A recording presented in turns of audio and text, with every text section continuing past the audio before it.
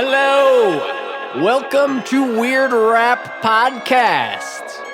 In this episode, Volume 10 interviews St. Louis Gibbor. Also, I talk with Old Grape God, Slick Devious, and Lt Headtrip. We discuss their music and some new releases by Elucid, Buck 65, and Pan Amsterdam. And I also share some new releases from Moor Mother and The Difference Machine. And last minute edition, Ace Cannons and Mighty Healthy. So let's begin. Here we are in Portland, Oregon. I unexpectedly found myself in town for a few days, so I thought I would hit up Old Grape God. What's up, Old Grape God?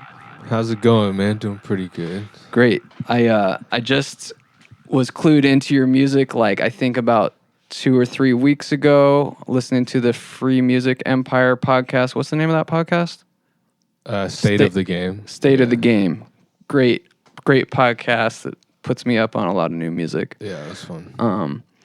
And yeah, I checked out Old Grape God's most recent album, Homesick, right? Yeah, Homesick. And it struck me. I thought it was pretty good and pretty unique. And that's just the tip of the iceberg of his discography, which I've started to delve into a little bit. I'll just talk a little bit about this newest album, which I really liked the lyrics first. Pretty unique, surrealist, sometimes humorous approach to lyrics. I think you described yourself as like a less horny Cool Keith. Yeah. Yeah, I love that description. I think that's pretty apt. Shit, I gotta keep it moving. No time for hesitation. We dying slowly every day, son. They said my eyes don't look Asian. I said, don't look at me, honky. Paging the next pagan, it's stage now. Come get your money. Ain't shit funny when you ain't got no funding. All my patrons got good day jobs. Probably make their parents proud. Hit the snare like some loud. I've never been lost in a crowd. Pay the cost to stand a few inches off the ground. Spitting like I'm pitching from a mound, and that mound is a mountain. I found the fountain of youth and threw a hay penny in it. Didn't make a wish, I just wrote it off. How would you describe your lyrical approach? It's just honestly, it's just me and what I feel like saying on any given day. And, you know, I don't try to like overthink technical shit or anything like that. It's literally just, I just feel it and write quickly. And, you know, I like to sneak in as much fucking jokes and sense of humor is a big part of it for me. But it's just, I don't know, stuff I'm compelled to write. I don't, technical shit I don't give a fuck about, you know what I mean? So the rest is just how I feel. When you say technically you don't give a fuck about stuff, you mean, are you talking about the precision of your syllable placement or what? Just like the rigidness that like so many artists fucking like get trapped by and trying to use their technical skill to overcompensate for what they're saying or for coming from a real place. And so my stuff, I just, you know, it's free. You keep it rough around the edges. I like that. But it's not even to just be rough. It's just, that's just how I am. You know what I mean? So you can see the seams in the work. Yeah. So another thing that really struck me about the album was how eclectic the beats are. I really like the variety of the music. It's all self-produced, right? Yeah. Yeah. And one thing about the beats that really stood out on first listen was that you got a couple full-on, like, house, I guess you would call it house music. Yeah. All these other copies straight doodle. Ask me, baby. I split Dutchess with my bros, but don't drink it. I'm on my grind, the monolith is conical, and all these other roasters are comical. Wavy, baby, nautical off the cherry seed. When I die, bury me in the 12th house bathroom with the lights on. I heard their beans prevent whatever happens after Omicron. When I die, bury me in the tulip house bathroom with the motherfucking lights on.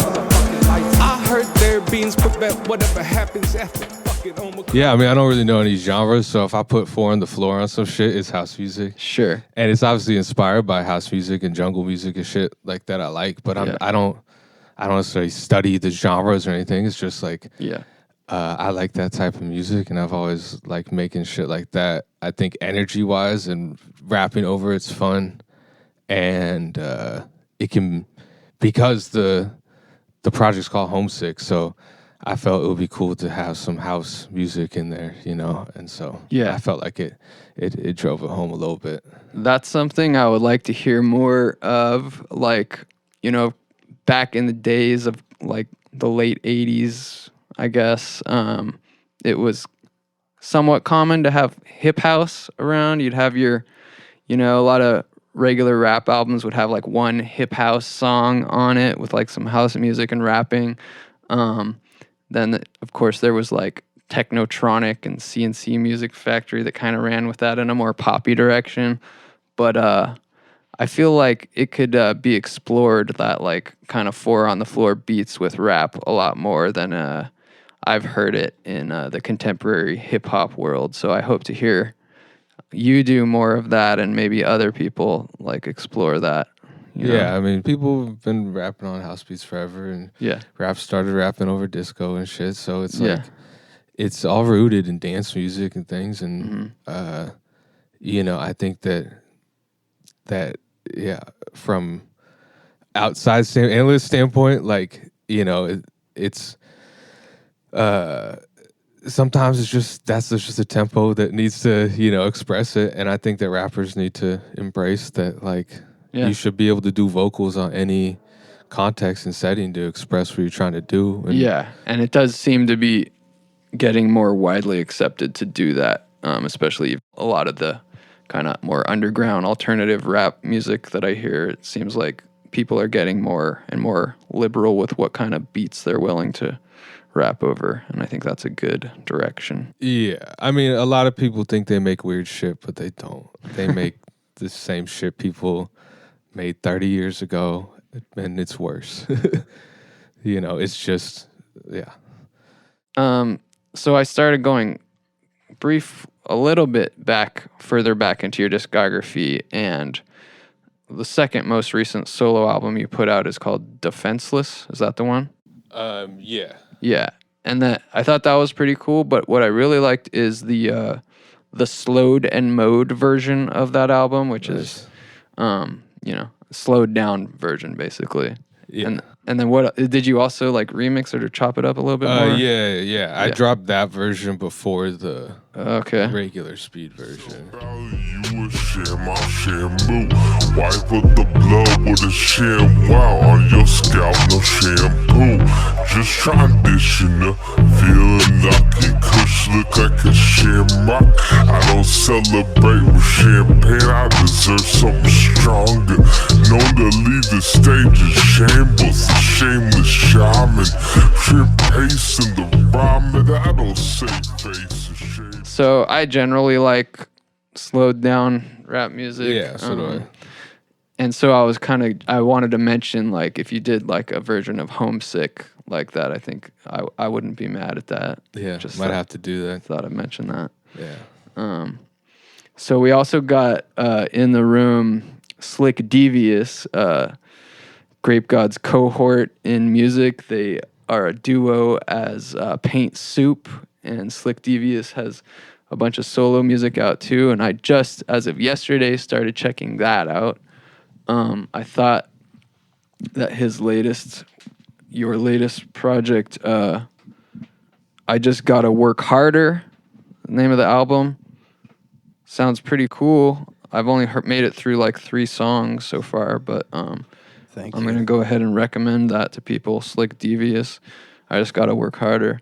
What can you say about it? Well, that's actually my first fully self-produced album. So I started making beats. I've been rapping for a long time. I started making beats, I think, in the beginning of 2019. And so that's kind of the culmination of a lot of those. And so it's kind of funny to talk about Tron's beats and then talk about mine, because they're really not that weird. They're like, it's pretty normal, actually, because I'm kind of more of the traditional.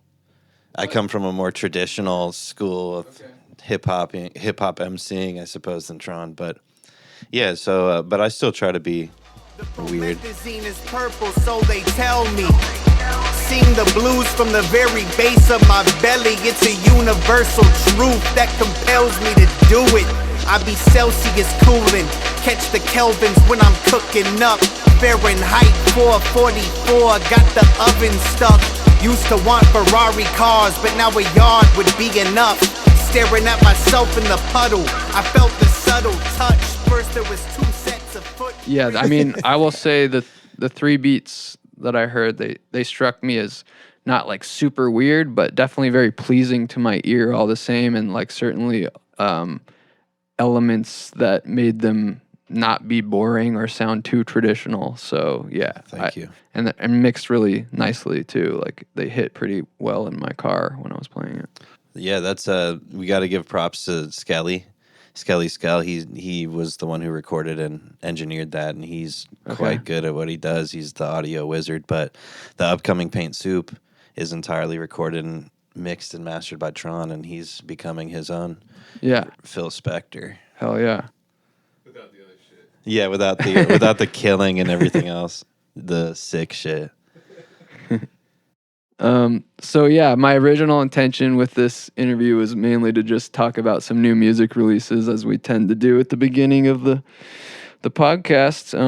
And there's just a couple that I thought were notable that I was interested in talking about, but I have only listened to them like once, so I really shouldn't say too much probably. But I wanted to mention Buck 65. Like, he's someone that I know Tron said he didn't even know who he was, but it's someone that I've followed since like the late 90s, part of the kind of larger Anticon family that really kind of blew my mind as a young wannabe rapper at the time. That really opened my mind, him and the rest of that collective, to like things that could be done with rap music that were really outside of the box for the times.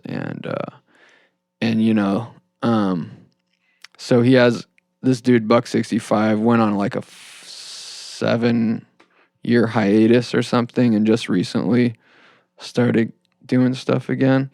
And this is like his first album since he went on a long break. And it's called King of Drums. And I didn't know what to expect. Buck 65 has gone in a lot of different directions over his career musically, from like kind of jokey surrealist rap to more moody, serious rap with a very hip hop aesthetic to very like almost Tom Waitsy blues country style of musical accompaniment, to like even delving into like kind of like pretty singy pop music that I really disliked. And a lot of his music hasn't aged great for me, but I still really resonate with some of it. It's more like the darker, weird, that's a pretty bad descriptor, but the darker, surreal stuff, the jokey stuff at this point, it definitely kind of rubs me in a different way than it used to in the past. Like, I also, not to be so long-winded, I didn't think I was going to talk this much, but like when I first heard like Buck 65 and this kind of collective of like white art rappers, I didn't really think about the fact that they were white and how that relates to the larger hip-hop world and racial dynamics and stuff, and this sort of idea of a white man taking a black man's art and kind of trying to turn it on its ear, and the implications of that. And I hear it differently. Little faith goes far, switch pegs, manual, Smith knows bar. Mozart with a beat machine and a flow chart. South Bronx Baroque art, all brains, no heart. Off to a slow start, kicking shit like Dolomite. Going down to town on a dookie bookie motorbike. It's like that Anna, powered by hydrazine. Keeper of the keys, a sub rocks, time machine. Green giant lima bean, eating war, storyteller. Planet rock explorer and sworn style warrior. Come on. So now when I hear like quirky white guy taking hip hop tropes, traditional hip hop tropes, and like I guess I think of it as almost satirical, the way like they'll flip rap slang and imagery and make it kind of funny or make it surreal. It gives me a different reaction now than it did back then. Like back then, like when I heard Beck for the first time, the Loser song, I was like, wow, this is what needs to happen to hip hop. Like they're taking it and mixing it up and making it all crazy and I weird. think you're the only person to admit that publicly. It's a fun song, you know. When it comes on in movies, you're like, yeah. He's rapping, but he's speaking Spanish and shit. So is that acceptable? I mean, anything's acceptable. I'm just saying, it hits me a lot differently. Like now, I'm like, is that okay? And at the time, it was like, this is fucking great, and I didn't even think about the whole racial dynamic of it. But now, I guess I think about it more. All right, so I've talked long enough. Share your thoughts, Sharon. I honestly, there's so much shit that I hear, and I'm like, the beats, okay, this beat's fine. It's good. It's mixed well. There's cool samples. Follows predictable patterns, formulas, yada yada. People do this shit for fucking ever. There's a billion of these fucking people, and it's all shit that people study other fucking people that studied other fucking people that study other people, and it's not people living interesting lives or really taking any risks in life at all, but they want to insinuate that they're street or insinuate that they have some unique perspective by using some fucking just big words thrown around that is not effective communication. It is not reflective of any real personality. It's just fucking hip hop virtue signaling. And then they say, I don't like Eminem. And it's like, dude, Eminem is the best fucking version of what you're trying to do. And it's cringe. And it's because you see it on a grand spectrum. And so then these white guys want to say they're doing art rap, but they're not creative. They're just fucking emulating black artists. And they fucking want to use all this shit, but they can exist in this little niche where people of color will, from a distance, maybe give them some props and like, okay, you're technically doing this shit because they're just supportive of music and not dicks, but it doesn't mean they're giving them a pass on what they do. And a lot of people have taken those little inches, those little head nods to a single dap will fucking fuel a whole career. And it's like, you're not even living life. Like, why the fuck would I care what half these people say? I can read the news. I can listen to people that are actually educated on things to talk about. I don't need some fucking dude that's clinging on to this like karaoke ass bullshit forever. Like I don't need that shit. So I can tell 1-2 songs in, I give things chances. I'm open-minded. I like weird shit. I like, I like funky shit. I like stuff that has flavor, but you can tell when there's people that are just fucking mimicking all the motions, and I just don't buy it. And I don't care how much you fucking train with the MPC or how well you can fucking find a black artist to sample. I don't fucking care like how well you chop up a black, it's like, I don't give a shit. I want to see if this is genuinely you, if you're making the music that I can tell you actually like to make, or the music that people think you should be making right now. Like that is obvious right away. And, it's like, I don't care about a 7-year hiatus from an artist I never heard of. I'm hearing this shit for the first time. I don't give a shit, after clicking through several songs. I just like, once he starts rapping, I'm like, I don't care, because it's just fucking word salad, mumble shit of trying to sound smart and trying to fill this lane, this expected role. And I just don't care.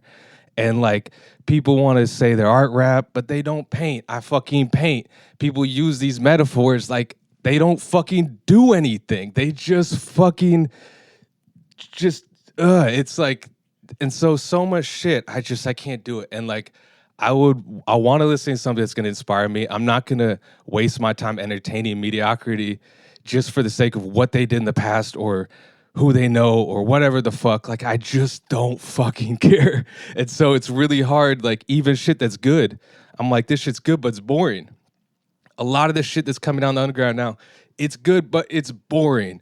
And if you really expect somebody to spend that much time picking apart your lyrics that you're delivering very lazily, the same way you did your last 30 fucking albums, you know, it's like, come on, just tap in with yourself a little bit, and there's nobody doing the work on themselves. You don't hear it in the music. All right, so let's reel it in a little bit, and just to be about like Buck 65 specifically, you're saying this album, you gave it 2 or 3 songs, and you're like, the rapping is a no for me. There is a million of him. I don't. It's nothing necessarily against him. It's just that shit doesn't do it for me. Yeah, I'm 31 years old. I have no obligation to like this shit for another 15 years, okay? Yeah. I would rather listen to Future. I'd rather listen to old Mac Dre songs over and over again. So much other shit I would rather listen to than a lot of dusty underground shit that is lazy and it's uninspiring. Like, it's just, people want to fucking prop this shit up all the time so much, and it's like, you know, just because you're a fan of Billy Woods and Elucid stuff does not mean you are them. Those are special artists, you know, that are unique, and you can't fake that shit. And so there's so many, and it sucks because they're not even as big yet as they could be, and they eventually will be and should be, you know? And it's cool that they're finally getting some like larger publication acknowledgement, all this stuff, like they're becoming more known overall, and they're great. But I just worry, there's so many fucking coattailers that are like, if you like this, you know, it's like, come on, man. There's yeah. So we're gonna get to the new Elucid album in a second. To put a cap on this Buck 65, for me personally, I was like, these beats are really fucking entertaining. They're all just like sampled from old school breaks. It's a very like nostalgic style of production and really well done. And the lyrics, I expected better from Buck 65. I think he can do better. So I was a little bit disappointed in that. But again, I shouldn't talk too much about it because I only listened to it once. I should re-listen to it. That's my take on that. And then the new Elucid album called I Told Bessie. Is that what it's called? Let me look it up real quick. I Told Bessie. Yeah, again, I've only listened to it once so far. Like, Elucid, Billy Woods, I respect the shit out of them. I think, you know, they're together as Arm & Hammer. I like all of it. I respect it. And this album, on first listen, I feel like it's really good. It's not necessarily fun. Any of their music isn't like the kind of stuff that I really want to just like jam in my car and have play at a barbecue or anything, but I really respect the poetry of it and the artistry, the craft of it. I feel like a lot of thought and intention goes into it, even though a lot of it's like lyrically kind of over my head and I don't necessarily have the time or patience to unpack what it's all really saying. Done. Creature jerk awake and its lungs. That first lie is the one. Its daughters and sons run barefoot through the house, pink gums, tiny sharp teeth. Every lie was young once. It rained for a month. More maybe on the ark. Noah was drunk, tugging his belt out the loops, hit him with the 1-2, nigga, what you want? I'm not a kid anymore. I'll break your fucking jaw. 11 minutes later, police at the door. The world different from the back of a police car. Mom looked old, daddy beat down and small. What are your thoughts? I mean, I think it's great. I listened through it a few times. I didn't like stop and necessarily like check the track listing. I just enjoyed it through while I was painting. I had it on loop for a couple hours, and I like it. I mean, he's one of those artists that like has gained my trust as a listener and as a fellow artist, where it's like, I don't really have any criticism because they're doing their sound well, and it shows improvement from the last time I heard shit from them. But it's like, I don't really see anywhere to pick. It's like they're not making party music. I don't go into it expecting, right, you know, that type of shit. And they you could tell that they fucking care about making it fucking heavy and good. and shit like that. It's like, you know, I trust their their artistry, and the shit goes. Either of you guys haven't heard these two albums, have you? I have not. Not the Buck 65. I've heard of Elucid. I know, I've heard their shit. You check out the new album? Yeah, I listened to it. You have any thoughts? I mean, once again, I think there's things to be said about in an artist's discography, you can have different styles. So his music is kind of personal headphone music. It's kind of grating. There's a lot of weird textures to it. Yeah. I'll say this. Our homie Milk, shout out to Milk, another white rapper from Portland. I'm white, by the way, if you're out there listening. So take this with extreme grains of salt, the whole shaker of salt. But anyway, Milk opened up for Arm & Hammer, and Tron and I actually did a song. So I saw it from the actual stage side, like seeing how engaged people were for Milk's music, because it's more up-tempo. It's just better for live performance. And I'll say this, Arm & Hammer was not fun to watch live at all. Yeah. It was like extremely hard actually to watch live, despite these being people I like. I've heard their stuff. Once again, I mean, we're all going to sit here and say we respect it, you know, like we do. Okay, cool. But it's like those dudes aren't above criticism. And I mean, you got to make money as an artist, but Ka, do you know Ka? Mm-hmm. He doesn't perform live because it's an artistic choice of his to not see a bunch of dudes with their arm crossed bobbing their heads to his depressing ass music. I know those dudes got to make bread and stuff, but it's like, I don't know, swaying side to side all like fucking dissonantly in the dark is like not entertaining to me. And at the end of the day, MC means move the crowd and shit, but it's like we're beyond that. We're past block parties and all that. Art has its different purposes and its different services and stuff, but to try to like live this little life when you're making that type of art, I think there's something to be said about that, and they do deserve some type of criticism for that. Yeah, I can't disagree. Also, I'll say this. Rock Marciano is like one of my favorite rappers ever. I made the choice not to see him live in person because I didn't want to taint the image of him in my mind, because his music isn't going to be stuff that I would really enjoy listening to in a live setting. It's not built for that. His delivery, the beats, everything. So certain artists aren't meant for certain things, and that's cool too. You don't like, you know, you don't play Beethoven at a party either. Yeah. So it's like, it is what it is. Yeah, I haven't seen those guys live, but I did before the pandemic struck, briefly before it. I made the choice to go check out a Mavi and Pink Sifu show, and I was really curious about how this music would come across in a live setting, because it seems like music for like listening to on headphones on the couch when you're stoned, basically. And I was also pretty, disappointed by the live experience. It was like, wow, it just didn't work for me. But anything else we should discuss to cap this convo off? No, I mean, you know, by the time you hear this, there will be. Oh yeah, you're new. What's the forthcoming shit? We're not gonna announce it till, I don't know what the fuck. You know, it's Paint Soup. That's all you need to know. It's gonna be an album by Paint Soup, and we're finalizing the title. All right, I'll put links in the show notes as usual. And thanks for talking to me on Weird Rap. Nice to do in person. Yeah. What's cracking? This is Deacon Burns, a.k.a. Professor Xavier, a.k.a. Ironside, a.k.a. Joe Swanson, a.k.a. Broken Body. I'm from an alternative punk hop band from Cleveland, Ohio called Kinda Clockwise. And I'm here to talk about the new Kinda Clockwise Patreon channel, where you can check out all these Kinda Clockwise albums, the hip-hop, sci-fi, funk, musical film, Kinda Clockwise and Forever. And now, the hip-hop, sci-fi, audio 11-episode series, The Great Adventures of Kinda Clockwise. Plus, becoming the Kinda Clockwise Patreon member, you will receive exclusive unreleased music videos, beats, behind-the-scenes footage, exclusive merch, and even a chance to star in an episode of the Great Adventure series.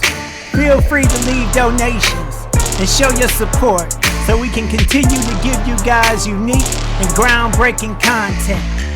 Trust and believe. What you just heard was an advertisement. I'm doing my best to avoid selling mattresses or ball trimmers. I would much prefer to just be advertising weird rap-related things. So I'm just letting you know, if you do weird rap-related things and you want to buy a minute of ad space, it's only $75. Rates will probably increase, but that's quite a steal, I would say. You can message weirdrap3000@gmail.com to discuss details. Apologize for my voice. The fact is, I finally caught COVID. So I just thought I'd mention it's real and it sucks. I don't recommend it. Check. Ha ha ha ha. Funny joke. All right, here we are. Still in Portland, Oregon. I happen to realize that Lt Headtrip is in Portland, Oregon. I thought he was in New York City. Turns out he's here. So I hit him up. I said, hey, while I'm in town, let's talk. We're doing it. Is this like an exclusive announcement that you're no longer in NYC? Yeah, or? you know, I don't really let people know exactly where I am. But yeah, sure, I can Should tell I the edit people. this out? No. I'll tell the people. I live in Portland, Oregon now. Yeah. I'm still on the road a good third of the year, so it's hard to like pin me down. But this is where I pay rent. And I have signed a year lease for the first time in like, I don't know, 3 or 4 years. So, yes, I live in Portland, You're Oregon. living in Portland. All right, Yep. It's official now. I found your crew, the collective, Karma Kids, probably about a year and a half, 2 years ago, online somehow or another. And I really liked what I heard. It's you, it's Dunce Cap, it's Googie, it's who else? So, Gruff Lion was part of the core group, and Samurai Banana's our DJ and in-house producer. Yeah. And MC11 put out a group album with us. So it's kind of a lot of things. So the band And the guy with the lawnmower. Yeah, Baker. So Blastmaster Baker. we had a rap group that operated for 5 years straight probably in New York, and we toured the country and stuff. And that's me, Dunce, Googie, Gruff, and Banana. Right. And then it's also a larger record label, which I've kind of reduced to WATKK, Whack, which I think is hilarious. I think that saying that my record label's name is Whack is funny. Maybe I'm being like 90s or childish, but the larger record label, Old South, Blastmaster Baker, we got stuff from Rich Courage, the guy who produced Pressure of the Tempest, one of my records. So, you know, I've Teddy Faley is our newest member. Yeah. Who we just put a record out for him. And in addition to being a producer and a rapper, are you the main like business organizer guy behind it? At this point, I'm the only business organizer guy behind it. Yeah. You know, when I was in New York, the boys all helped out in a lot of ways.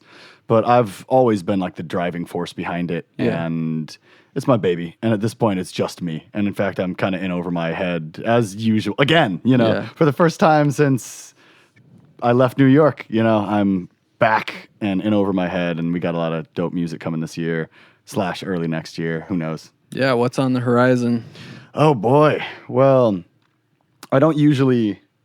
I mean, you don't have to give away too much. Yeah. But So I just put out a video for my track, So In My Head. I put out a single as a B-side and a remix from C Money Burns. yeah, I really like that. I'm a lot of people's favorite person. I'm a lot to deal with right now. I'm allowed to feel like I'm important, right? Yeah, but I could probably stand to come a notch down. That's a lot of pressure to perform. That's a lot of effort for a sad return. There's a law against this amount of self-indulgence, I'm sure. Old chemistry's inevitable afterburn. I always thought I'd hear the missiles coming. I kinda thought we'd turn the keys in unison. Now I'm paranoid about this distant humming. Oh, the lonely freedom that comes with new beginnings. But who are we to say when a song begins? That dropped Friday, but Roe versus Wade got overturned Friday, so I didn't. Right. I'll promote it next week, you know. Okay. But we got more Teddy Faley singles coming out. He's working on he's cooking up an album or two as well. Okay. I have a record. Again, I don't usually talk about my music before it's like mastered and my release plan is on deck. But I will say I have a self-produced record of posse cuts. Ooh. Of posse cuts that I recorded when I was living in Queens at my apartment on Steinway in Astoria. Karmastoria! And it's got Googie, Big Breakfast, Old Self. Yo, it's such a good record. I'm so excited to get the masters back. Nice. We got videos. It's gonna make a splash. I'm very excited. And if that's the only record I get out this year, I'm perfectly okay with it. All right. So I'm gonna put you on the spot. Any chance I can get like an exclusive snippet or something to share with the people? Maybe just for the bonus episode. Yeah, maybe. Definitely. Why not? Since you asked so nicely. Yeah, I can do that. Definitely. I can't decide which track I'm gonna share, but I gotta give you one with Googie. Because right? Because it's Googie. Yeah. He's on a bunch of the songs. Googie's awesome. And I hope that everybody can hear this by the end of the summer. I don't know. I'm not promising anything about release dates. I'm very careful with my releases. Right. I like planning and organizing to a detriment sometimes. All right, what you're about to hear is an exclusive, unmastered snippet from Headtrip's self-produced album of Posse Cuts, which should be released later this year. Keep it hungry while we throwing back we got slush, royal to the boiling blood and platinum. We got lush, we don't need funds no more, we stack drums. Yeah, we acting up, sus like $1 million you can't trust. Looking, smelling, feeling, so what you saying to me? Hiding under a rock, well then my name is Googie. Should be digging of a master plan, but there ain't nothing but some nuggets inside my hand. So I say fuck it, cause I love it. At times I vandalize the public with my mugging and dance like hammer. Uh-oh, at your door with the cucko. Squad of bitters down on Ludlow. Hey, what up, though? I got the bungalow back in Astoria. After my talk with Old Grape God yesterday, we were, discussing some new music reviews. Then I listened to another new album that just came out, and I was like, I should have covered this one. And I'm curious what you think of this new Pan Amsterdam album. The name of the album is Eat, is that? Yeah, it's Eat. Yeah.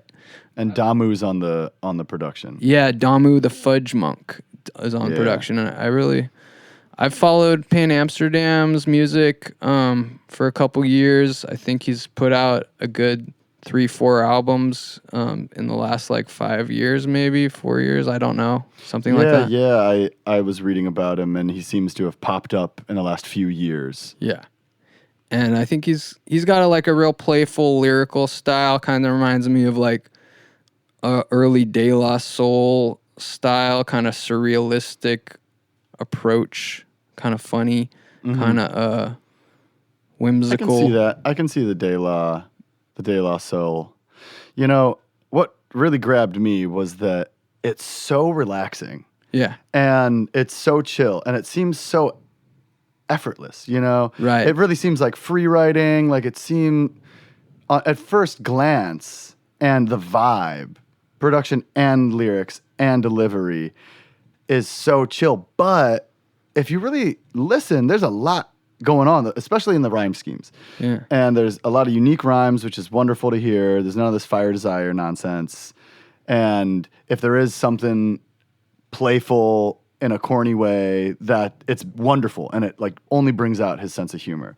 I specifically was looking at Hungry Hippo. It's like a very Run DMC rhyme scheme, but you can't tell because he's not yelling like Run DMC. He's not hype. Right. He's it sounds almost like Walk This Way, the rhyme scheme. Shall remain anonymous. Press like and follow us. Our profile says to all of us, Apple Cash App site, link tree of life, that'll be the death of all of us. Wildebeests and walruses, sheep with tiny thalamuses. These mammals hump like camels, out charting your astrologists. Then mad at the gynecologist, threatening that they're a local colonist. Better go make a wish, walking petri dish on a star that don't make promises.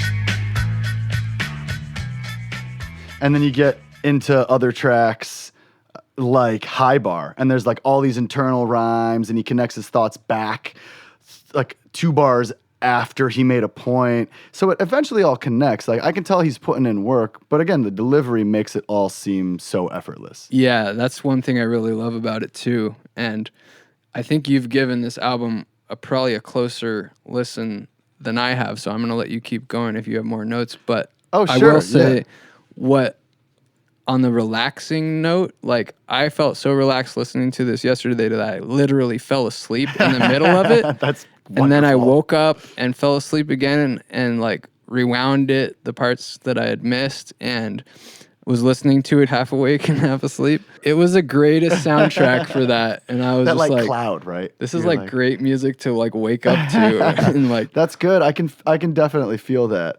You know, I have friends who fall asleep during movies. Mm-hmm. I'm like, how'd you like that movie? I fell asleep. That's not a review. Yeah. But with rap, I try so hard to pay attention, and I like want to absorb it. And so much of the stuff I listen to is very intense. Yeah. And whether it's on a content level or a vibe level or a production level, and this I could actually relax to. I think that's a high compliment that you were chill enough. For me, it is. Yeah, and relax. It's also a high compliment that this is an album that I want to listen to again. Yeah. And for me, it's so rare these days. Like I'll find a lot of music that I think this is great. Like this is maybe even quote unquote album of the year, but I don't necessarily want to listen to it again because there's too many podcasts I haven't listened to yet. There's too many other new releases out that I still need to listen to. So much music. But this is one that like it was so kind of just enjoyable and pleasant and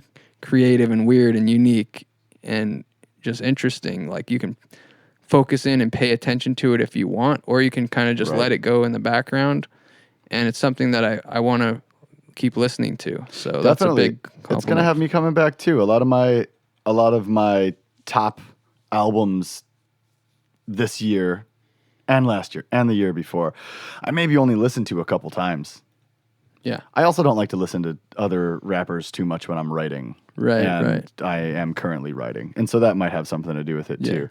But this, I'm going to buy a CD if he's selling them, or download the Bandcamp and burn it onto a CD and listen to it in my car. Yeah. Driving around Portland, it's dope like that. The trumpet is wonderful. The trumpet work is great. Yeah. I work with a funk band a lot, and in fact, the single that I just put out, I have a trumpet player on it. And a trumpet is, in my mind, fills a kind of hole that scratching fills. You can have fun with it. You can go all over the place. It can create its own melodies. You know, but it can also be precise. And he mostly solos with his trumpet on this. Yeah. And that's him playing trumpet, right? Yeah, it Rapper, is. trumpeter? Yeah, I think he was primarily a trumpeter before and started rapping more as like a side project, hobby, kind of for fun. Trumpeter? Trumpeteer? I think it's trumpeter. Trumpist? I don't know. No, that's getting too close to voting for the guy. No. So I also think that it's wonderful that he is raunchy on this. Yeah. You know? And it's in a way that's respectful and not toxic. Right. And I think that I notice a lot of people in their early, mid, late 30s abandoning sexual songs. Right. Because they're like, can't, no B word. Can't do this, can't do that. And he's like, it's cool to get laid. It's cool to talk about whatever I want to talk about. He's comfortable in his skin. It feels like. I mean, if he's putting it all on, more kudos because it's a great act. Yeah. We touched on that subject of sex in rap yesterday with me when I was talking to Old Grape God a little bit about the Elucid album. That's actually in the bonus episode, Sex Raps. And I was remarking how not just in that album but in a lot of Elucid's music, it's kind of like jarring to me, like how every so often he'll just be like really graphic sex talk, and I'm like, whoa, like that's fucking kind of almost like harsh. It's so funny. When I first heard Elucid do that, the first time that I heard him say, same with Billy Woods, first time that I heard either of them say something raunchy on a track, I was like, nice. Because back then, I was pushing boundaries. I was being raunchy. I was like, wake up. Yeah. The world is full of sex and violence, Yeah. and you need to understand that. It's part you of know, life. It's part of humanity. I was punk as can I curse on this podcast? Yes. I was punk as fuck back then, and me asking if I could curse on the podcast is not punk as fuck. Just want to say, shame on you. But 21-year-old Headtrip can eat a bag of dicks. He's all right. He's back there chilling in a space that may or may not exist anymore. I really appreciate it, and that's I think it's the third song that it's just him, macking, talking about his sex life, right? Which is great. I also really like Damu's production on this. Yeah, it's very comfortable. And I noticed it's basic. I'm a sucker for break beats. Mm-hmm. As Blockhead said to me the other day, we make music that sounds like old people made it. Oh, and my cat is jumping onto your lap right now. Come on. Here she goes. Very good. And I understand that, and I'm not upset about it. But I can't help but be seduced by a breakbeat. Sure. There's a lot of horns. There's some singing sampled, like some mahos going on in the background, and topped with some trumpet. Yeah. It fits really well. It's very I'm pleasant. about it. Thanks for putting me on. I didn't even listen to it till you told me. And then I listened to it twice and took notes. Yeah. I've listened to this thing 2.5 times in 2 days. And that Lucid album, I've listened to it once and I keep being like, I gotta listen to that more. Yeah. But it's just I don't know. It's not as pleasant. It's not great. as pleasant. It's great, but yeah, it's like the new Woods album. It's high art, but you have to concentrate to listen to it. I listen in the shower. I drive around Portland a lot, and so I listen in the car. Yeah. But I can't focus on other things. I can't play a video game and listen to the Lucid record. Yeah, it I requires listen concentration. to a Lucid record. Yeah. Eventually I'll get there once I get to know the songs. Mm-hmm. But right now I have a 30-minute drive. I'm listening to half that record or however long it is. Yeah. As opposed to this, I can let it kind of ease itself in. Yeah. Any further thoughts on this album, or should we cap it off? You've extensive notes there. It looks like. Well, I will just say that Damu is an incredible producer. Yeah. And he's worked with, I think I saw he worked with Blue. I was listening to some instrumentals of his when he first walked in, and I'm definitely going to dig deeper into his catalog as I return to this one album for the, vibes in general. Yeah.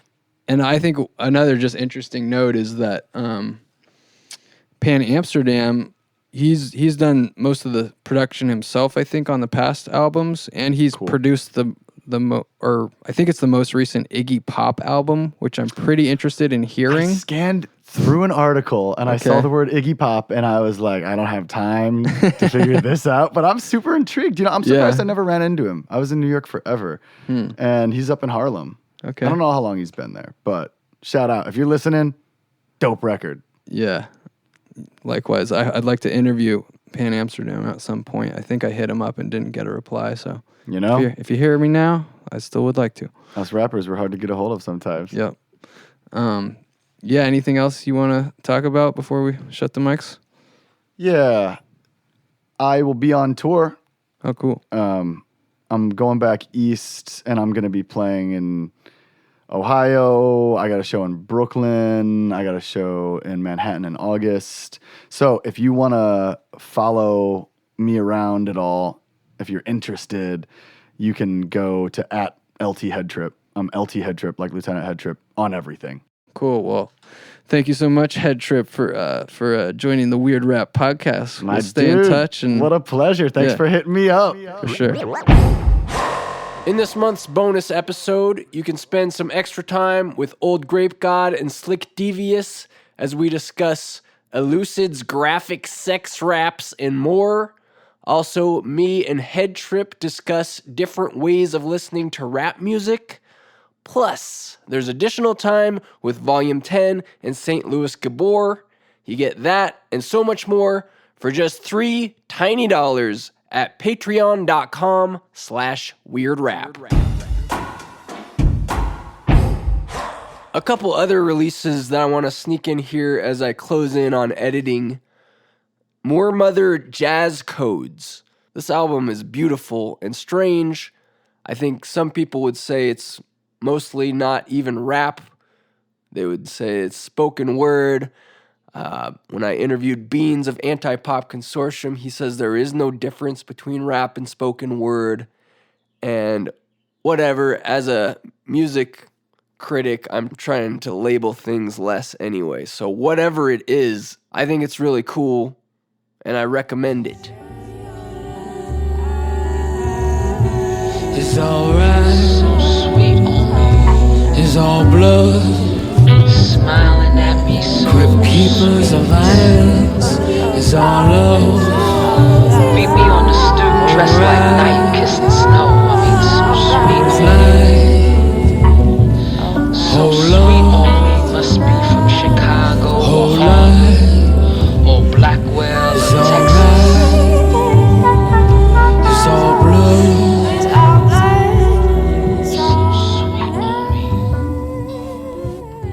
And then Unmasking the Spirit Fakers is the new album by The Difference Machine.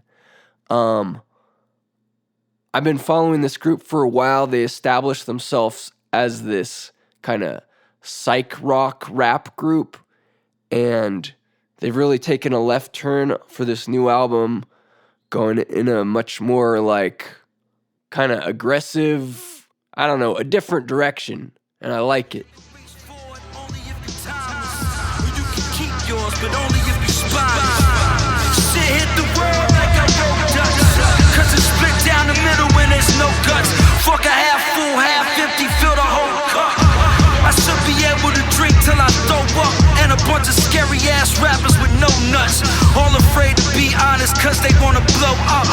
But a man who's not built by the circle of time knows there's nothing worse than guilt. If shit comes back around, where did it really go? Think about it, drink about it, let it go. If shit comes back around, where did it really go? Think about it, drink about it, let it go. And I just got to sneak this album in at the last minute. I'm a little late to this one. I at first thought it was a little traditional for my tastes, but this album is amazing. Ace Cannons and Mighty Healthy, Mighty Cannons. This is what you would call rapidy rap in the tradition of 90s East Coast Wu-Tang style, but the production is awesome and the vocal delivery is very spirited. This is the kind of music I just want to bang in my car all summer long. Highly recommended. The producer Mighty Cannons is really one to watch. I really hope other hip-hop producers take a cue from this album and step up their production. I'm not forgiving like a nun's religion. A ton of million come only one can heal them all. I'm trying to feeling, I'm numb, I become the villain. Was I'm revealing my tongue to become my dealings. I hit the ceiling, no fielding, no blood. I speak the murder, resilient and verbal chemist. My generous go, Phoenix and Ross, coke in the Michelin. Picture scoping and finish, my pencils the penicillin. Stop that, can't what you want. Coming to your house to douse it with the Molotov. Chaos, major. Coming to your house to douse it with the Molotov. Chaos, major.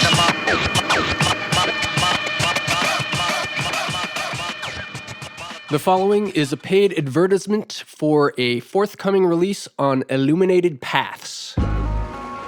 Vapor City, a city not too distant in the future past, bulging with unique creativity and diversity. A destination amongst both young and old and those far and wide for creating and finding retro, ephemeratic, future classic vaporwave sound, people, and aesthetics. Now, a new group of individuals, not too unlike ourselves, have come together in this very city stellar to make an album unlike any other entitled Attack on Vapor City. They call themselves the Vape 8 and are on a 10-track mission to breathe new life and feel into the rap game and into the vaporwave scene itself. A collaboration of epic proportions.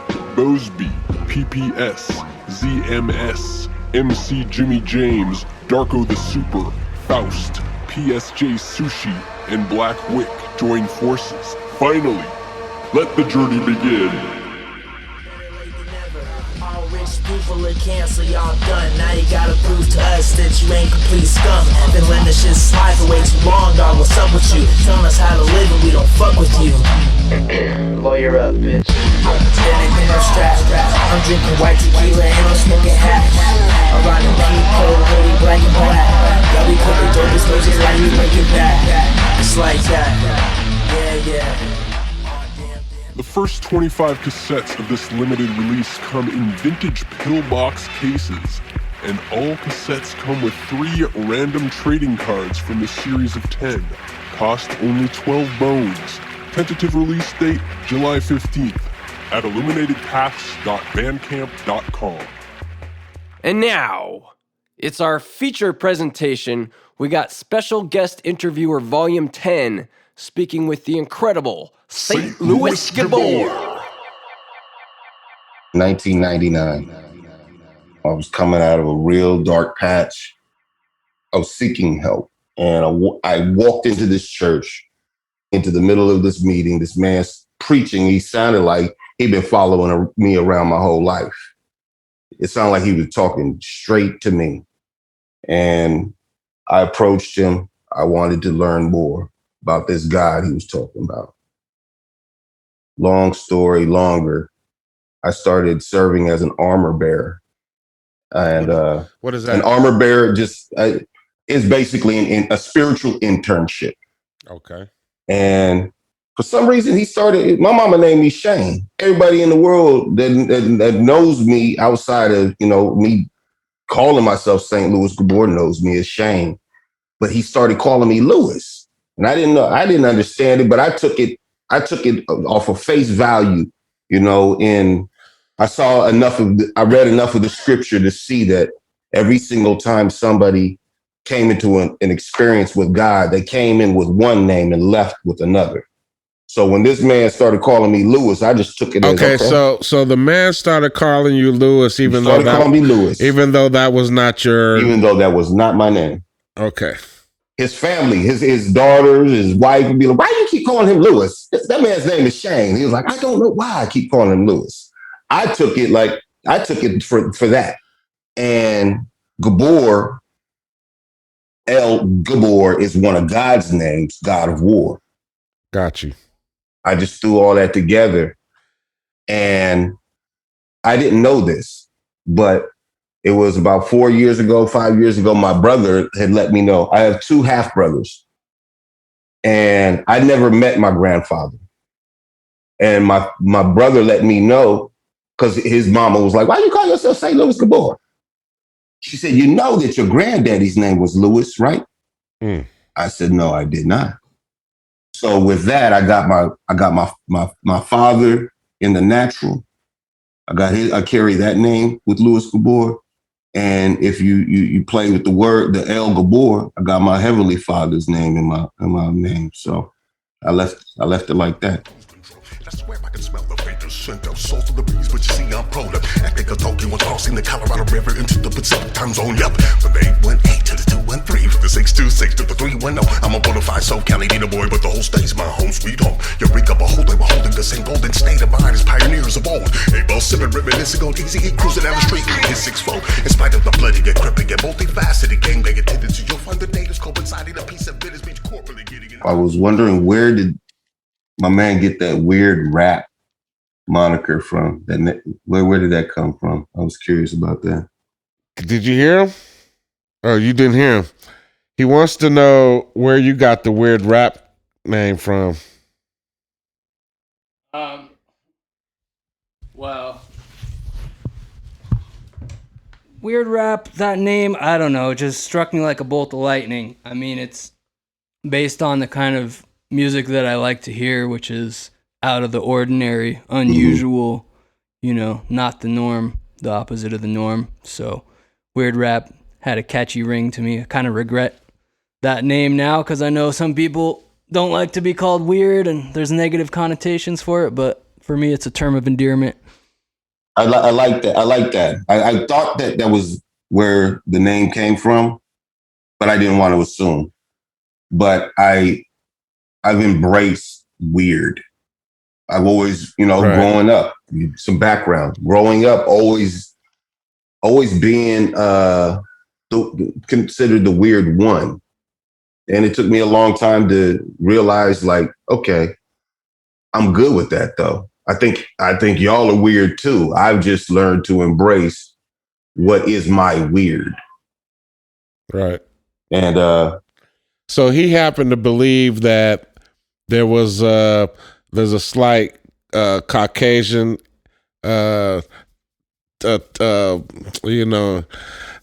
feel to the word weird, and he was like, I'm talking about Jonah. He was like, the Mole is his rap name, producer name. You know, he was like, yeah, I'm thinking about dropping the word weird because I think when you say weird, people think of weird little, you know, white kids, and I don't want that to be the thing. And I had to tell him, nah, bro, you got that fucked up. Yeah. I've been weird from the fucking beginning, and I'm hip hop, which has always had a weird vibe to it. You know what I'm saying? And that it actually... well, especially for the Good Life / Project Blowed, was encouraged and nurtured the weird. You know what I'm saying? So, absolutely. We are definitely weird. Yeah, he's definitely weird. I would like to say that's that's part of it as well. You know, his name is the Mole. So if you could think of like a white mole, that's that dude right there. So one man's weird is another man's wonderment. I feel that. I believe it. I know that. So give me some more background. Where you from? You from Pasadena? I'm from Pasadena, California. Yeah, I like the place. My kid used to live there, and I used to visit. And it was a little bit of a culture shock because I'm from South Central, but then again, it reminded me of my Oakland days when I was living in Oakland. But okay, so you're from Pasadena. Born. I was actually born in Arcadia, but came home to Altadena. But Altadena and Pasadena are right next to each other, and so everybody just kind of refers to it as Dena. Right. In totality. Okay. There are the lines drawn, and for the most part, what you have is Altadena being more predominantly Crip and Pasadena being more Blood. But everybody went to school with everybody's family, everybody's related. The goofiness, and the gang banging is I hate that is something that stands out. What a city becomes known for is this rather than the other accomplishments that the community has put forth. Growing up in Pasadena, I was where I cut my teeth in rhyming and hip hop. It started with me breakdancing, and I started going to Pasadena High School, and that's when I ran into some of the most incredible MCs that have ever walked the planet. There was a crew there called the Pasadena Fresh Crew. You had I know some of these dudes. You had Rick Shaw, Samuel Veazey, Damon Blount, D Love. You had Eric Brooks, IK.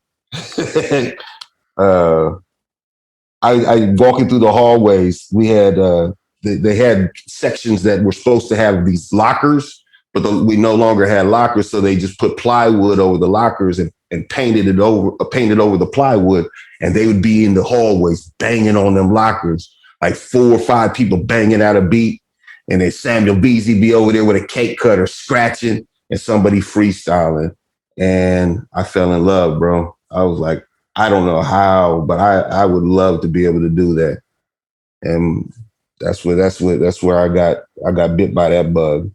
Do you remember one day when I was at the Good Life, some Pasadena dudes showed up? Were you part of that crew? Do you remember anything about that? I never graced the Good Life stage, and I never graced Project Blowed's stage. But did you hear about any guys from your crew? I didn't hear about that one, but I did hear about when, and I talked to AC about this, when some Project Blowedians came because we had the E-Bar in Pasadena. Originally, It started in Old Town, and then it moved around. That was started by Herb Dean, the UFC ref, Sekou Henderson, Herb Dean, they were the ones that set that up. And also DJ Broadway, he was involved with that. You had the whole 360 up in there. That was a whole nother crew. And one time some Bloatians came through. I wasn't there that night. They came through and Pasadena house wasn't having it and they got dissed. Yeah, I remember that. I remember that. Back and got all the OGs. See, what I think happened was those guys came out to the life. Right. And we gave them hassle, bro. we gave them problems, bro. Okay. And so then I guess when the crew showed up out there, they gave us the same problem. And I was wondering about that because it was a big thing that day when y'all came out there, when y'all came to the Good Life. And I think I was there. I wonder if because we had 360 was a huge crew. They had Dillagaff. They had that was your boy Joseph Lineberg and the whole Kit and Caboodle crew. What was they called? Madcap. Madcap was 360. These were all because he's in Pasadena still. Yeah. All of them. Joseph. They were all 360. Right. There was a group called Discipline, and there was probably I don't know who went out there. But that's funny. It was dope. Yeah, that's hilarious. It's dope. Yeah. Are you familiar with Rapid RG? No. Okay. He was somebody. He was one of them older school. He was a little. He was older than I. But by the time the E-Bar got cracking, that was when they had what was it? The Fresh Fest, the LA Fresh Fest, and all that. I think I might have performed at that club, but I didn't get the hassle. No, but you was a dragon, bro. He was a dragon running around with cats, rats, and mice. Yeah, that's true. That's true. I had hard heads with me wherever I went when I was young. Yeah, there was the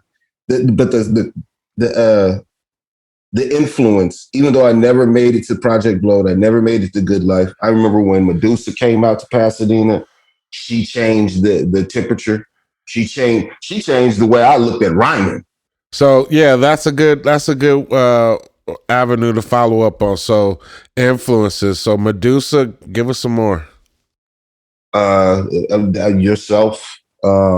Later, early influences. They started with LL Cool J, Ice-T, and Ice Cube was a huge influence. You know, he was a huge mark on my mental. At this point, I smile at Volume 10, and he flips me off. KRS-One. There was so much dope stuff coming out at the time. And what was dope was the fact that nobody sounded like the next person. There was none of that. Everybody was coming out, and the only thing that was required was that you were dope. If you wanted to rap about your parents didn't understand, you could do that. If you wanted to rap about, fuck the police, you could do that. If you wanted to rap about, 5% nation theology, you could do that. Everybody was allowed their lane, but the only requirement was that you were dope. And it was a wonderful time to experience this extension of the griot. You sparked, my voice was different. And I didn't, everybody that was rapping, they usually had the more softer tones. There wasn't a whole lot of big voiced people. And I think that was something that drew me to like the Busta Rhymes, the Ice Cubes, when you drop Pistol Grip Pump, that changed the world. That's the fact that you dissed Ice Cube. You came at Cube, who was considered like the hardest in the world at that time, by the hardest in the world, and he didn't say a word. I took note. I was like, huh? You don't say. Wow. That's a nice thing to say. I really appreciate that. Bro. All of that, it led to me being able to get comfortable being my brand of weird. Right. And also learning to work with the instrument that I got.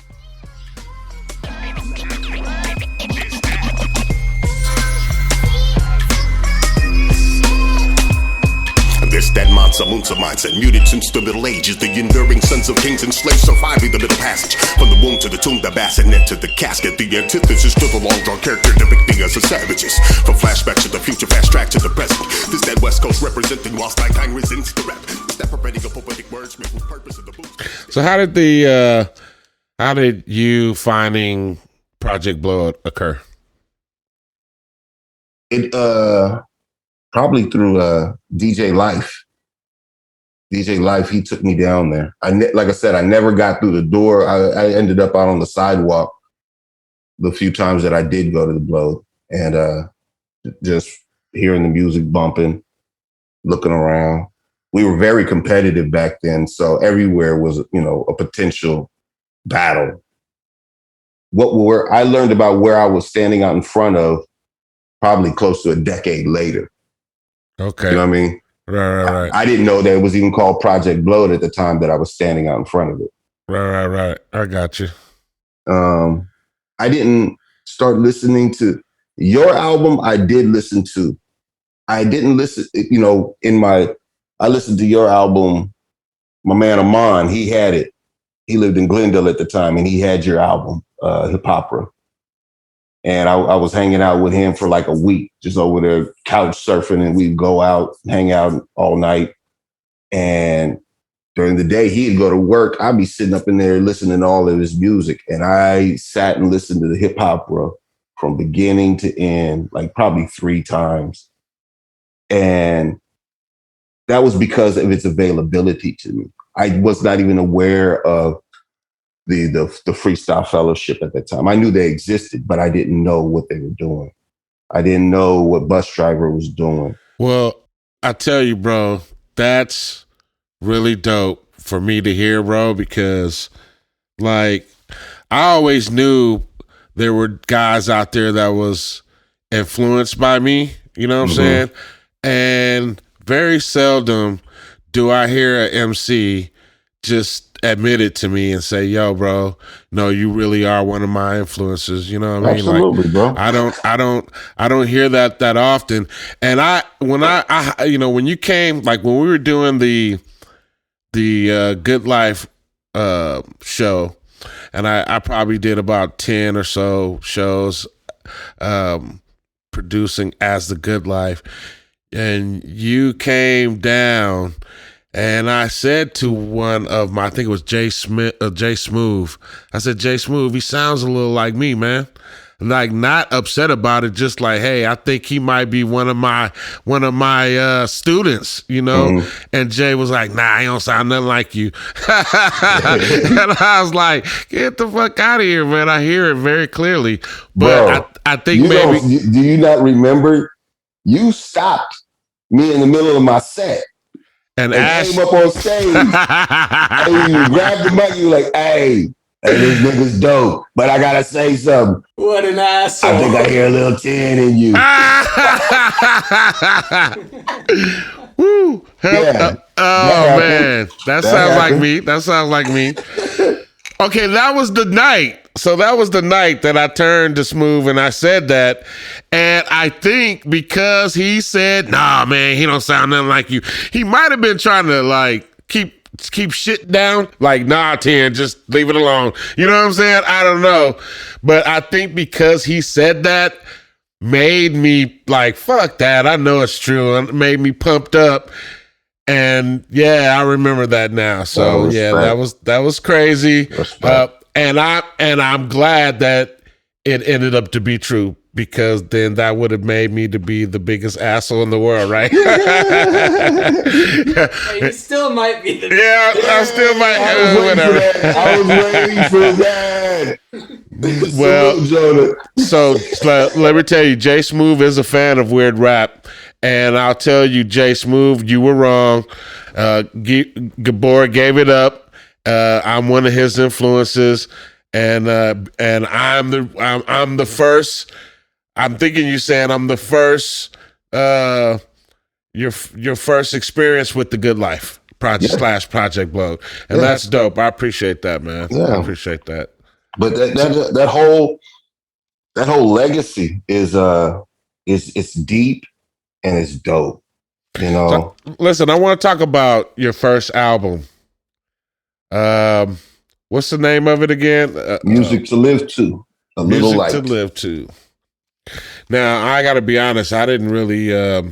I didn't check out that album. I was not even aware of that album until half an hour ago.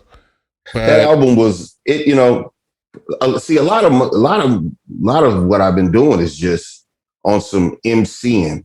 You know, I have not been desiring or putting effort toward any kind of a industry presence. I was just trying to be the dopest MC. Right. You know, in the world. That's what I was trying to do. Setting out on. I want to say you're up there. Well, I appreciate that, brother. So that album was a bunch of songs that I had just sitting around that I'd never released. I was like, why don't I just put it all together? And it came out feeling like that. There's some content there that I'm proud of, but you know, as far as looking back and judging the whole thing as a body of work,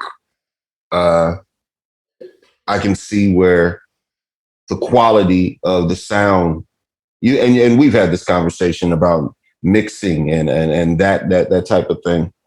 That's so detrimental, and there are some flaws in on that level in the album that it just felt good just to finally put something out. I forgive you for the flaws. We forgive you for the flaws. This is hip hop, bro. You know what I mean? This is hip hop.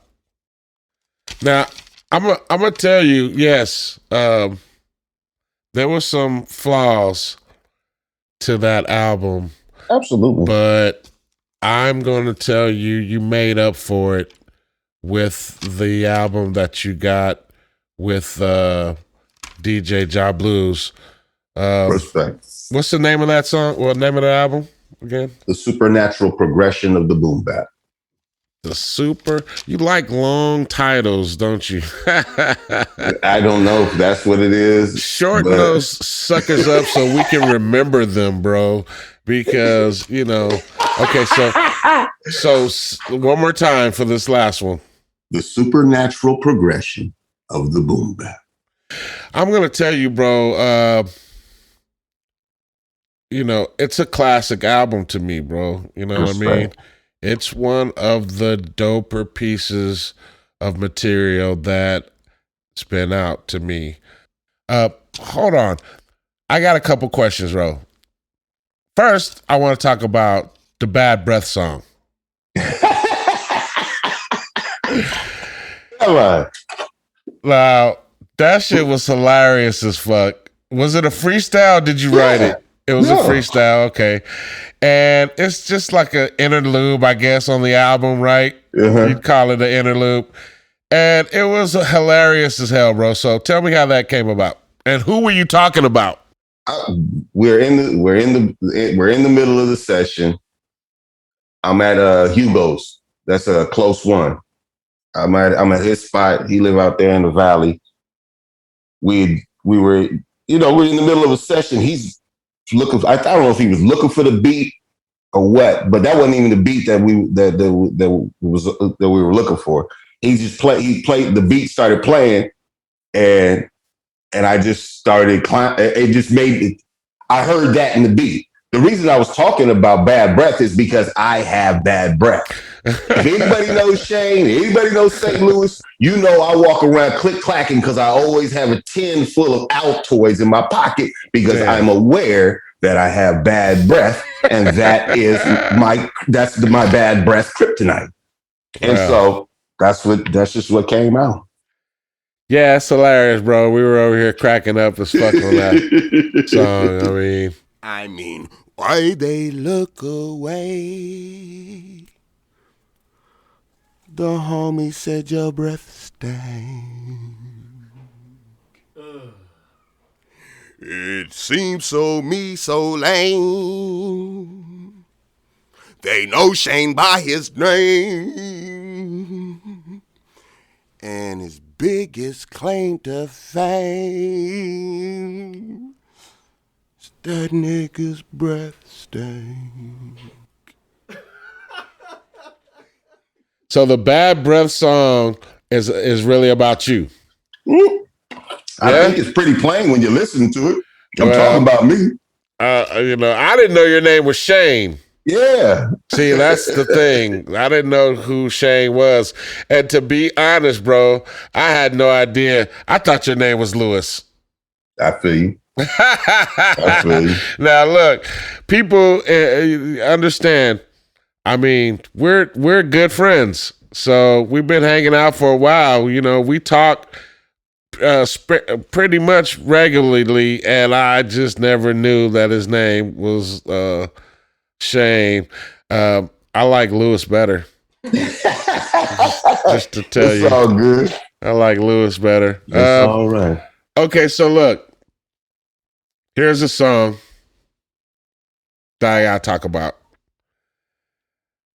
The song where you talked about incest. Now, I'm gonna tell you, I saw you perform this song at The Good Life, I think, right? At the show that I put I just together. did it a cappella.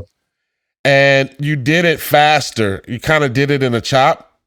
And, you know, I didn't really catch everything.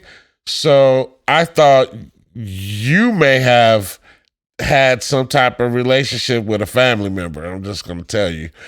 And I thought that, I was like, man, you know, did he? I wonder, you know, because you never know, right? You're talking about it, so I thought maybe.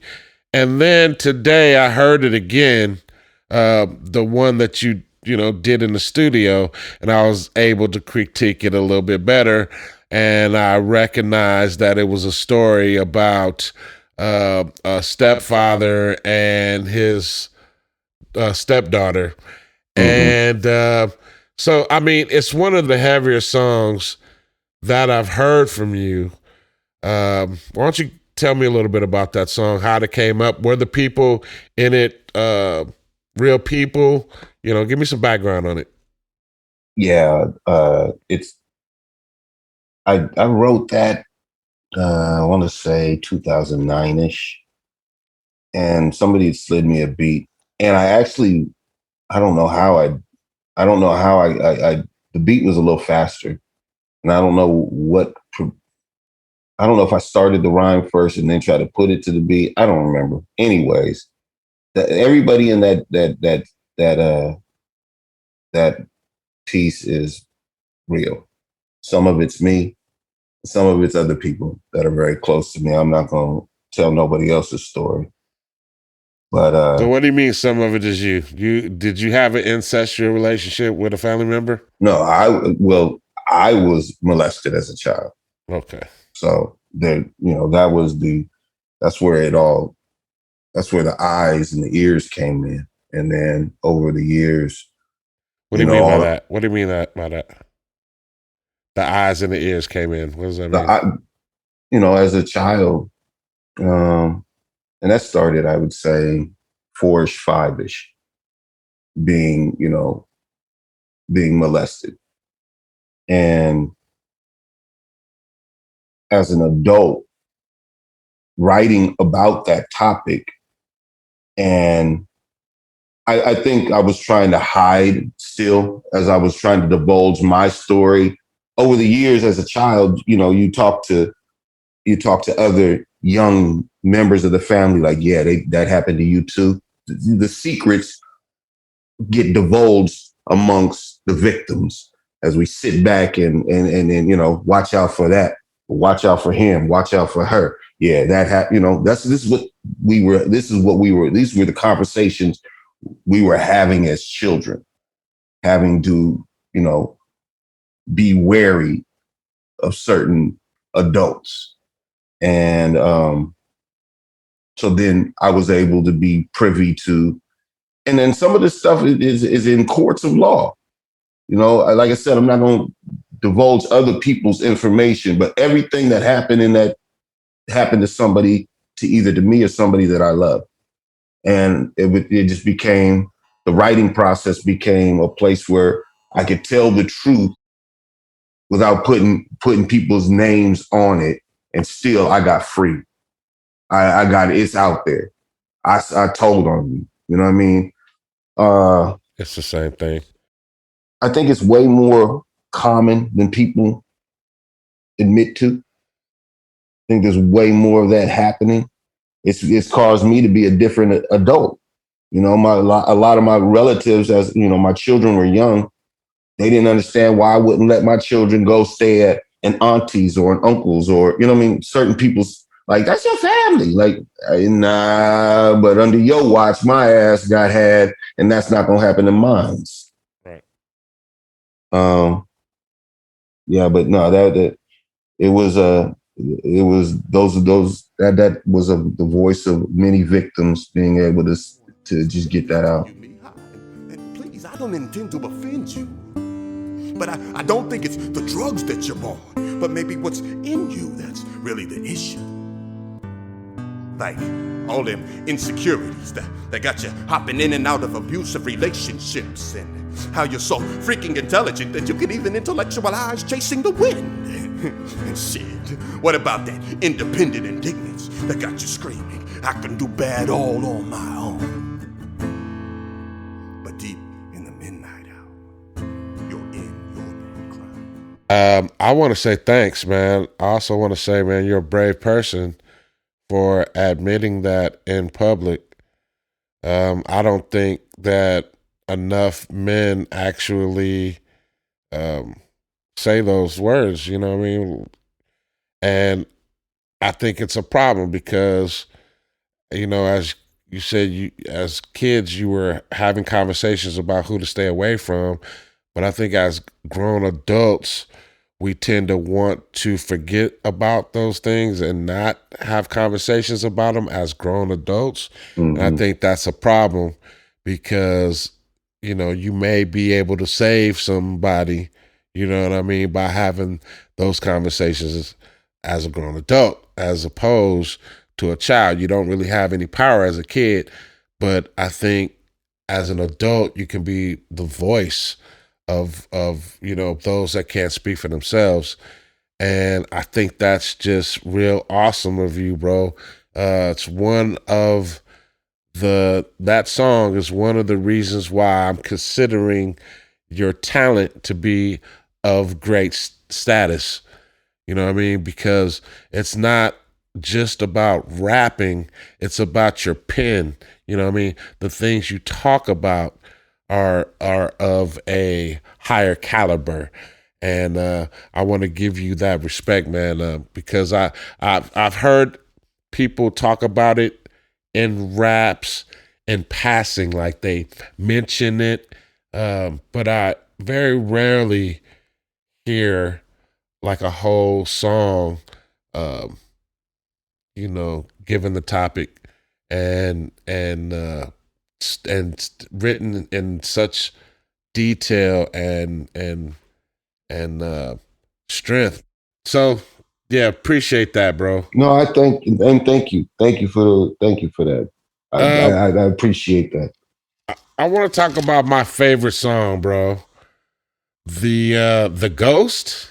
Okay, that's my favorite song from you, bro. Now, question: did you piece together the hook, or did you do it in one take? One take. Well, the hook is awesome, right? The whole song is awesome, but the hook almost sounds like every once in a while a chopper, usually Micah 9, right? Mm-hmm. And really only it's been Micah 9 and well, that's not true because I think Twister too, but it comes a point where a chopper does something that I didn't think was even physically possible for someone to do. You know what I mean? Mike was the first dude. I sat there and heard something that I know he didn't piece together. Right. And I was like, how did he do? Like he moved the third realm or some shit to do it. And I'm like, when I hear that song, your chop is home. First of all, you have one of the hardest chops in the business. I mean, there's only a few MCs that I would even say that I've heard chop harder. You know what I'm saying? Micah 9, Twister, maybe Bus Driver. You know what I'm saying? Maybe Eminem. You know what I'm saying? And then I could say Lt Gibbor. In the breath of all of those guys, as far as how hard you chop, your chop is the business. All right. Oh, man. And tell me a little bit about Ghost. I need y'all to go listen to that too. Tell me who produced it and some background on it. That's DJ Ja Blues on the production. And that was actually the last song that we did for the album, The Supernatural Progression of the Boom Bap. That was the last song. He'd given me the beat, like I did two others. He'd given me the beat, like I did 2 or 3 other songs, and I just kept pushing that one off. He's like, no, I need you to get on this. And at one point he was like, nah, never mind. And he's like, I'm gonna use it for something else. And then he came back, he's like, nah, I need you to get on this. I was like, and I was leery of jumping on it just because I knew it was going to require me to chop, and that's not my comfort zone. So it was the last. Well, it's not your comfort zone, but you chopped all over this last album. And see, that's another conversation because sometimes y'all be calling it a chop. I'll be like, I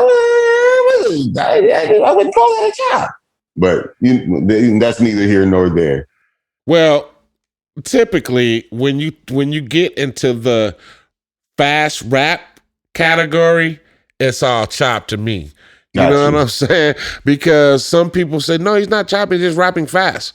And I would beg to differ. Okay. No, he's chopping. But I mean, I guess like you said, it's neither here nor there. It's tomatoes, you know. And for me, in my mind, I don't qualify it necessarily as a chop until it falls into that cadence of that, you know what I mean? Right. When it gets there. I've heard, there'll be maybe 3 words that are sped up, or maybe a run of a bar and a half of maybe double time.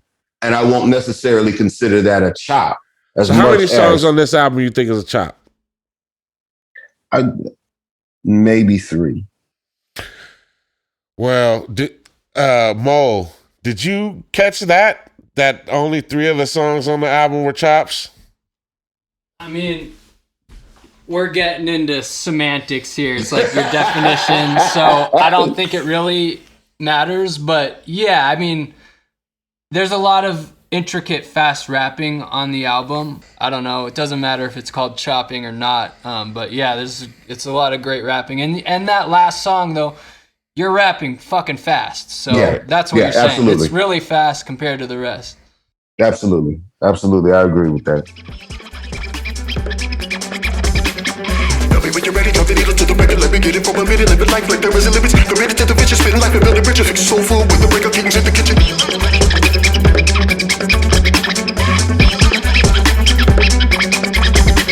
Wanna know what these devils really hate to see is our people walking power and authority. I'm blessed to be, I'm blessed not just to be. Claiming to have fruit when it's just to see. Now wait a minute, Mr. Rapper, hold on, what you mean? All you need to do with faith is a mustard seed. You're a rusty thing, that's every what to see. Until the soul of food grown, it ain't much to see. It was a hard chop, I guess, is what I'll say it again. Once you get into the realm of fast rapping, that's the chop, bro. Gotcha. You know what I'm saying? To me, you know what I'm saying? But I haven't perfected the chop either, though. You know, like I'm not the king of the chop. But you got a cold ass chop. When you do it, it's, you know who else surprised me? Otherwise.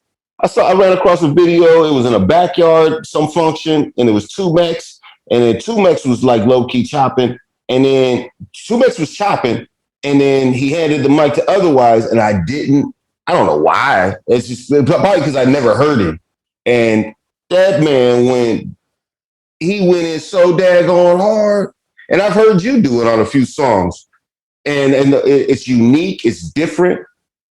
And I just assumed it was just something that I got like you have it, like I got this in my repertoire, but that's not I use that for special occasions. I didn't I know where some people that's their go-to, that's usually what they bring to the table. I've heard you do it, and you're having a phenomenal job. I appreciate that. Yeah, I would like to think that all the skills are the more valuable package. You know what I mean?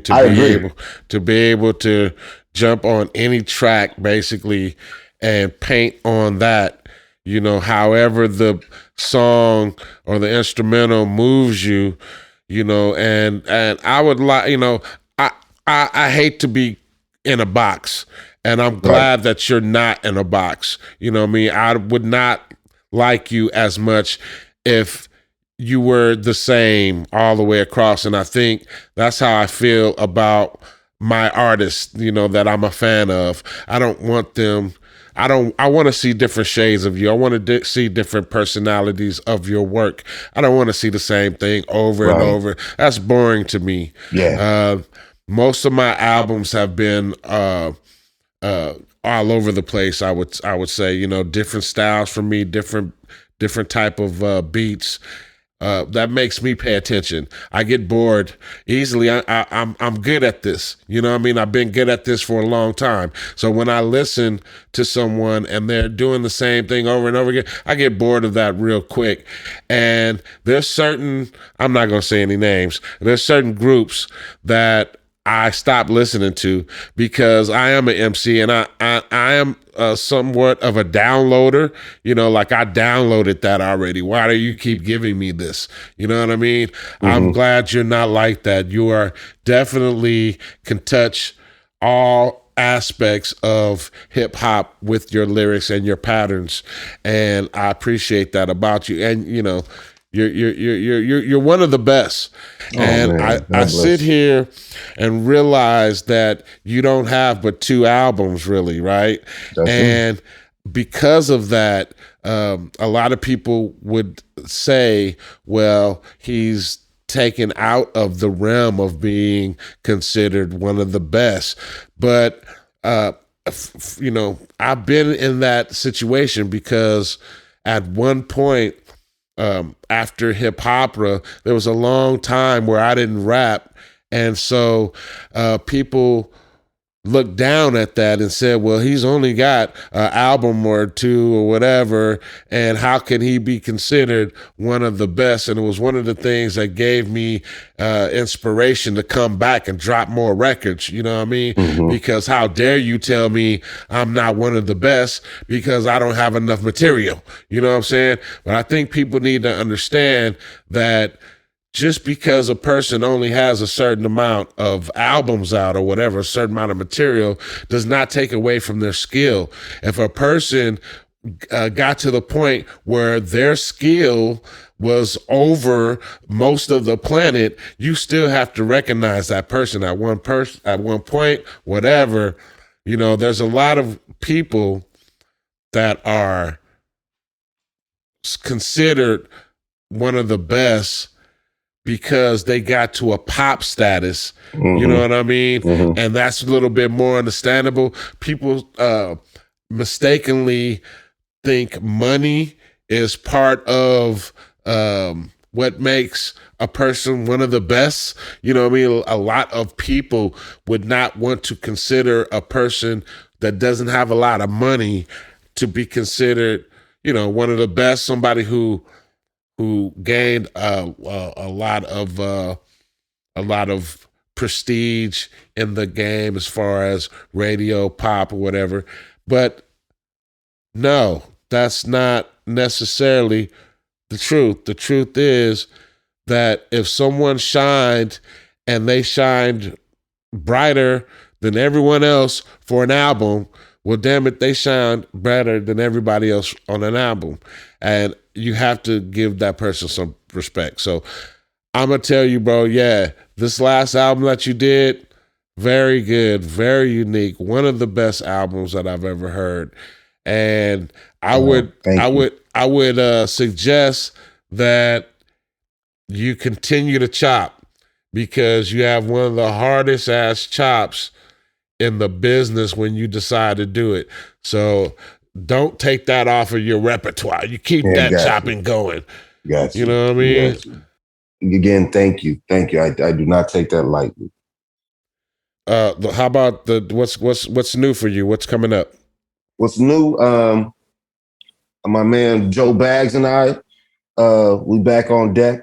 We had to go through some healing corporately and privately. We just did a show this past week over at Trill, and that was another validator for now's the time. You only got the time that you give it. Go on and chunk it up and get busy. We're doing the Joe Lewis project, and I want you on that, and I want you on my. I'm gonna go ahead and put it out there. The name of the next album is St. Louis's Party, and everybody that rocks with me, I want on it. And we gonna there's that, and then I got another one, How the West Was Once. So I'm working on 3 projects right now.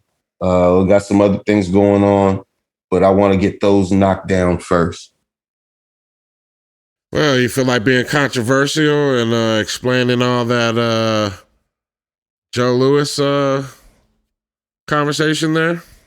Joe Lewis, there's no controversy. You guys been going through some things. Well, I mean, no, and he's we're both very similar in that we're very transparent about our personal trials and whatnot. My man, he gotten himself into rehab. He's been I forget how long he's been clean, but now he's even working in the field, working in recovery. And that was, we both had some demons that we were dealing with, and we weren't walking together, and we weren't walking right. And you weren't walking together, so you guys weren't on the same shit. Absolutely. Yeah, man, you can't be high on separate shit, bro. Yeah. You gotta at least be on the same shit, bro. You know what I'm saying? I'm just saying, bro. For real. Can't be one motherfucker on meth, the other nigga on weed. That don't mix, nigga. That's one motherfucker on drink, the other on coke. That don't really mix, bro. Like niggas got to do the same shit. It's gonna be a problem. Can two walk together unless they be agreed? Yeah. So now you both sober now? I'm thinking, or did y'all got on the same shit? We both have got on the same shit. He's clean. I still smoke weed. From time to time, but I'm putting all that to the side, man. It's been a process. Well, we're older, bro. It's not really healthy, you know what I'm saying? So I've cut down my smoking as much as possible, and if I have some good edibles, I won't smoke. I realize that edibles, I've heard that they're stronger than smoking. I never believed it until my body was like, "Hey, you got to start doing edibles," and it's better to me. I got some good edibles. I don't even bother with weed. But you got any questions you want to ask, Mo? No, I'll say I think it's been cool listening in here. This has been a great interview, and I don't want to make it any longer because it's nice long length. But I'll definitely be checking for your new stuff, man. I'm interested in hearing what's down the pipe, and thank you again for being on the Weird Rap Podcast. Thank you for having me, guys. Thank you. I appreciate you, Joan. I appreciate you, Dino. Man, y'all are y'all are golden. Well, keep on keeping on. I am considered by a lot of people as an OG to West Coast hip hop, and not that I'm passing no baton because I'm still out here spitting heat rocks, but I definitely want to give you the baton, so to speak, as you're not young, but you're a young MC. You know what I'm saying? As a young MC, 2 albums in, getting his feet wet. I think you're awesome. I think your skill level is up to par with the greats. And I wish that you got prolific and spat out about 10 more albums, so that people can comfortably say Louis Gibbor is one of the dopest MCs that ever spit rap in history. They only saying that shit now for me because I dropped Brain Damage and I dropped Akhenaten 2110. The Mole, he don't like nobody shit, but he likes me and you. And so I'm blessed to still be dope as fuck at fucking 52. And I will tell you, hey, bro, you are one of the best to ever spit at 51. Get those albums up so I can flag your portfolio. You know what I'm saying? Your history. You need a history now to prove what I'm saying. Back me up, bro. Back me up. I got you. Louis Gibbor. Y'all go check him out. One of the dopest ever do it, man. Thanks for talking to me. I love and appreciate you. Later. Godspeed. In our bonus episode, you can hear Ten and Gibbor discuss the skill of moving a crowd, ageism in rap, and more. And we have additional time with Old Grape God, Slick Devious, and Lt Headtrip. Plus, you get all of our past bonus episodes featuring exclusive interviews with Billy Woods, Dose One, Anti-Pop Consortium, Self Jupiter, Mike Ladd, Big Juss, and many more. It's only $3 to subscribe. Cancel anytime at patreon.com/weirdrap. If you've heard past episodes of this podcast, chances are you haven't rated it or reviewed it. And to you, I say, fuck you. Seriously, I slave away at this podcast. So if you enjoy it, I think the least you can do, you fucking piece of shit, is go to weirdrap.com/rating. I've made it very easy for you, no matter what kind of accounts you may hold, to do just a little clicking, requiring probably less than a minute of your precious time, asshole, to help Weird Rap fight the algorithms that are quite unfavorable to independent alternative ventures such as this. Please, fuckface, go to weirdrap.com/rating. Once you're there, you'll also find links to our Cool Keith, Dr. Octagon, and Weird Rap t-shirts, the Weird Rap record label, YouTube, social medias, etc. I've been your host, The Mole. Thank you. I love you. Always remember to be yourself and make the world weirder.